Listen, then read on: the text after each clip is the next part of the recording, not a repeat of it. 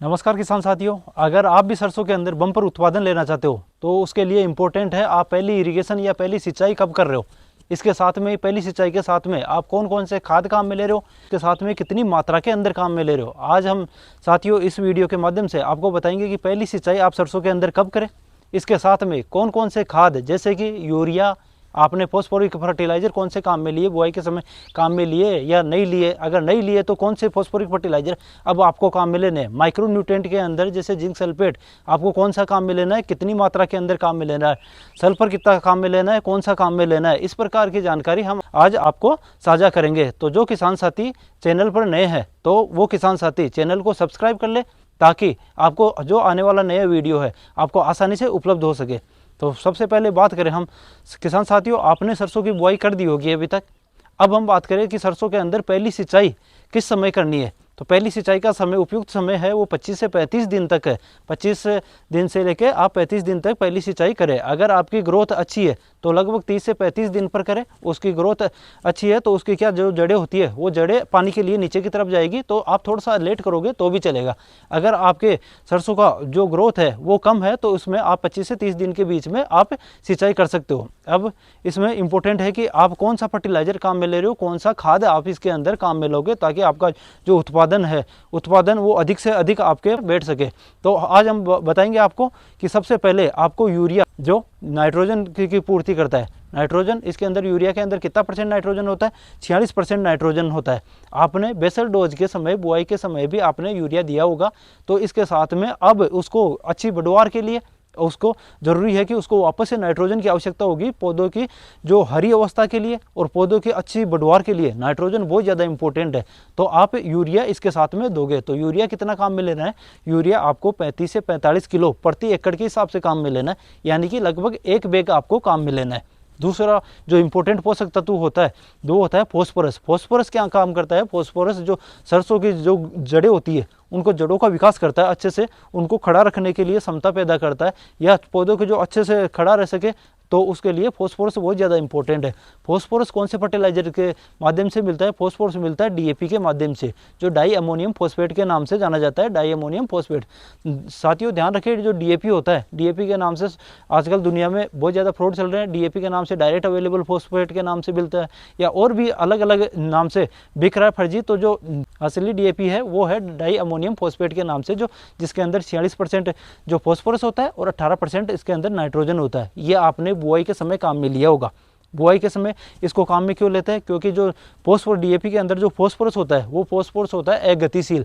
अगतिशील का मतलब जैसे कि नाइट्रोजन होता है, नाइट्रोजन पानी के साथ में घुल के जो पौधे की जड़ होती है, जड़ों के पास में चला जाता है और पौधे उसको ले लेते हैं। लेकिन फॉस्फोरस ऐसा नहीं करता। फॉस्फोरस में क्या होता है, जहाँ पे उसको डाला वो वहीं के वहीं पड़ा रहता है। उसके लिए उसकी जो पौधे की जो जड़ होती है वो जड़ का वहाँ पे जाएगी तो वो उसको अपटेक कर पाएगा, अन्यथा फॉस्फोरस अपटेक नहीं कर पाएगा। इसीलिए डीएपी को हम बुआई के समय काम में लेते हैं। लेकिन कई साथियों ने अभी तक उस समय बुआई के समय डीएपी की शॉर्टेज की वजह से उस समय आपने डीएपी काम में नहीं लिया, या डीएपी का अल्टरनेट होता है सिंगल सुपर फास्फेट, एसएसपी के नाम से जाना जाता है। एसएसपी भी अगर आपने उस समय काम में नहीं लिया, अगर उस समय आपने काम में ले लिया तो अब इस पहली बुआई के साथ में आपको वापस से देने की ज़रूरत नहीं है। अगर उस समय आपने काम में नहीं लिया तो अब उसको 20 किलो प्रति एकड़ के हिसाब से डीएपी डाल सकते हो, या फिर 30 से 35 किलो सिंगल सुपर फास्फेट आप डाल सकते हो। इस प्रकार से पीछे खेत देख रहे हो, खेत में जो ये अभी खेत है इसमें बुआई करे लगभग 10 दिन हो गए। 10 दिन के अंदर ये सरसों की बुआई है और ये पीछे खेत देख रहे हो, इसकी जो मिट्टी है अभी बिल्कुल भुरभुरी मिट्टी है। मतलब इसमें अभी भी हम डीएपी या एसएसपी देंगे तो वो पानी के साथ में घुल के एक बार तो थोड़ा वो पौधों की जो जड़ है, जड़ के पास में कुछ मात्रा में चला जाएगा। तो अगर आपने उस समय नहीं दिया तो आप इस समय दे सकते हो। लेकिन जब बुआई के समय डीएपी दिया हुआ है तो अब एक केवल सिंगल फर्टिलाइजर के बारे में बात किया अभी तक हमने यूरिया की। यूरिया कितना देना है, 35 से 45 किलो हमने बताया, लगभग 1 बैग प्रति एकड़ में। अब इसके साथ में क्या काम में लेना है, इसके साथ में आपको काम में लेना है zinc sulphate. Zinc sulphate, zinc क्या काम करता है, जिंक पौधे में जो पीलापन होता है वो पीलापन खत्म करता है, और जो ग्रोथ होता है वो ग्रोथ में बहुत ज़्यादा योगदान करता है जिंक। जो इंडिया की सोइल है उसमें मैक्सिमम जो सूक्ष्म पोषक तत्व की कमी है वो कौन सी की है, जिंक की। तो आपको जिंक सल्फेट जरूर से देना है।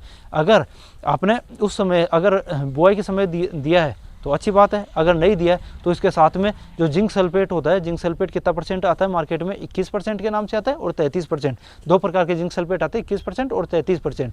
तो अगर 21% काम में ले रहे हो तो आप यूरिया के साथ में 21% वाला जिंक सल्फेट 10 किलो प्रति एकड़ के हिसाब से देना।